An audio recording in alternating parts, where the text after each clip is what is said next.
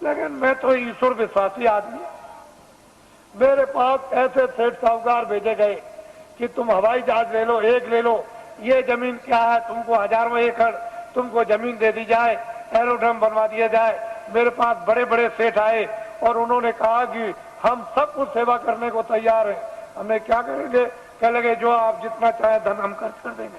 तो मैंने कहा एक काम कीजिए कि अयोध्या में, मथुरा में और यहाँ और हरिद्वार में और नासिक में लूले लंगड़े अंधे बहरे ये तमाम रहते हैं बेचारे गरीब, जिनके पास कपड़ा और खाना नहीं है, तो मैं बताऊंगा कि कंबल, अनाज और रोटियां और ये दवाएं ये सब तुम ट्रक में ला दो और चलो मेरे सामने बांटो। कह लगे ये काम नहीं हो सकता, ये काम नहीं हो सकता। तो हमने कि भाई ये काम नहीं हो सकता तो ये भी नहीं हो सकता, क्यों कि राजद्वारे साध जा, राजाओं के दरबार में 3 लोग जाया करते हैं, राजद्वारे साधन 3 वक्त को जाए। साधु जो है 3 चीज हो जाते हैं, के मान, के माया, के मीठा की चाह, या मीठा के लिए, मान के लिए, धन के लिए।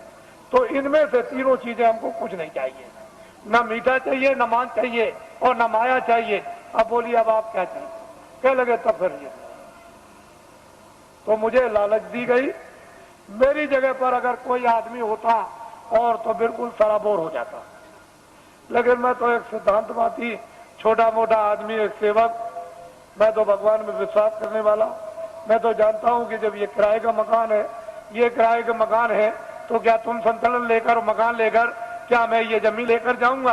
अरे जो काम कर रहा हूं मानवता का और आत्मा का, जो हो जाए उसे मुझे कोई खरीदे।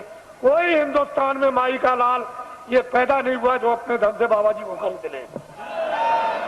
तुम कभी ये धोखा मत खाना, बाबा जी चाहे तुम्हारे आदेश से आश्रम छोड़ करके चले जाएं जो जनहितों का है, लेकिन हिंदुस्तान में मुझे अपने पैसे से कोई खरीद नहीं सकता। इसको आप हमेशा ध्यान में रखिए। बाकी मैं सबकी सेवा करता हूं, सबके लिए कल्पना और प्रार्थना भगवान से सबके भलाई के लिए करता रहता हूं। कोई भी हो जनमानुष, इसमें हिंदू मुसलमान की क्या बात, वो तो मैं करता ही रहूंगा। लेकिन कोई अगर चाहे कि भाई इस तरह से मैं खरीद लूं तो खरीद नहीं। ये मैंने इसलिए कि ये लोग इसका एक उत्सव मनाते हैं। आज 23 जनवरी है, ये 23 मार्च को मुझे जेल से, दिल्ली जेल से छोड़ा गया। तो वैसे तो कागज पर तो कहीं नहीं मिलता है कि बाबा जी ने बेड़ियां पहनी हैं, लेकिन बाबा जी को जेल में डकैत और चोरों, कतलियों की तरह से बेड़ियां पहरा दी थी। जब मैं बंगलौर में भेजा गया तो वहां पूछा वहां के आईजी से और सुपरिंटेंडेंट से कि भाई हमको क्यों बेड़ियां पहराई? तो उन्होंने खुद आकर के कहा कि कागज पर तो आपका कुछ नहीं है बेड़ियों के संबंध में, क्या वहां की उत्तर प्रदेश की सरकार आपसे बहुत नाराज है? हमने कहा अब आप समझ लीजिए, नाराज इसलिए तो कि किसी तरह से हमारे बस में आ जाए। और बड़े बड़े अधिकारियों को भेजा जेल में।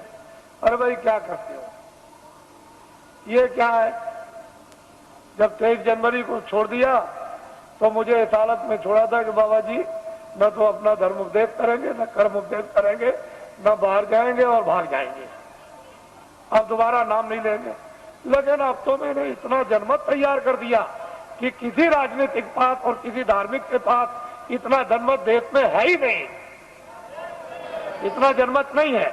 जब मैं जेल के अंदर था और उस समय पर आपने कुछ समय के बाद जब अभियान छेड़ दिया था कि जेल भरो आंदोलन, और 20, 25, 30 हजार आदमी चले गए जेलों में, और वो देवियां जो अपने बच्चों को, यानी आज पैदा किया बच्चे को उठा के और शोर से चली गई जेल में, और वो बेचारी जो बच्चा पैदा होने वाला जो आज ही कल में जेल में चली गई और बच्चा जेल में हुआ, अगर स्त्रियां अपने एक दिन के बच्चे को उठा के जेल में जा सकती है और वो देवियां जो कल बच्चा जेल में पैदा होगा वो जेल में जा सकती है, तो अब तो बहुत दूर गाड़ी हो गई। अब तो इनको अगर आदेश मिल जाए तो क्या कर देंगे? आपको तो अभी कुछ पता नहीं, मालूम नहीं।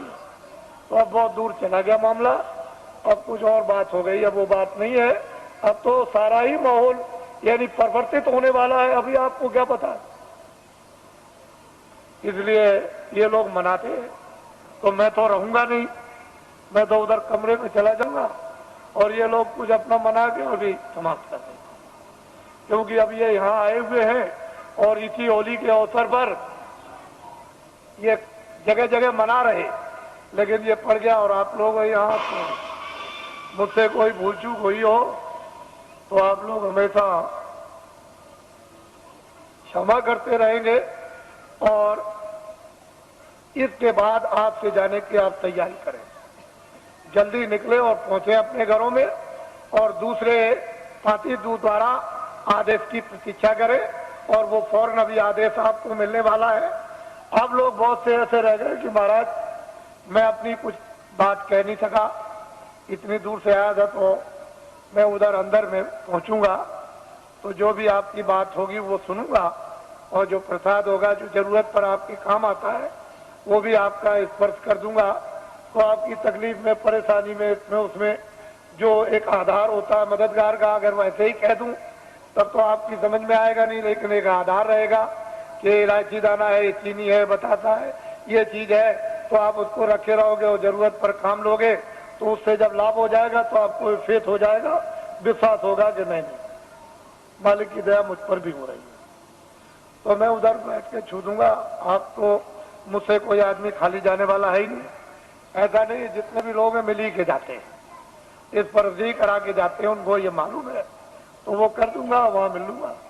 और अब तो मुझे आप थोड़ा यहीं नीचे रहूंगा, आप बैठे रहेंगे, कोई खड़ा नहीं होगा, मैं यहीं अंदर ही बैठूंगा यहीं ऊपर सीढ़ियों पर, तो आप सब बैठे रहेंगे और ये भी कार्यक्रम कुछ ही मिनट में पूरा कर लीजिए आप, क्योंकि लोगों ने प्रार्थना की है कि आप जाइएगा नहीं, आप यहाँ अंदर बैठ जाइए, मैं अपना काम कर लूं, तो वो अपना काम अभी हुआ जाता है।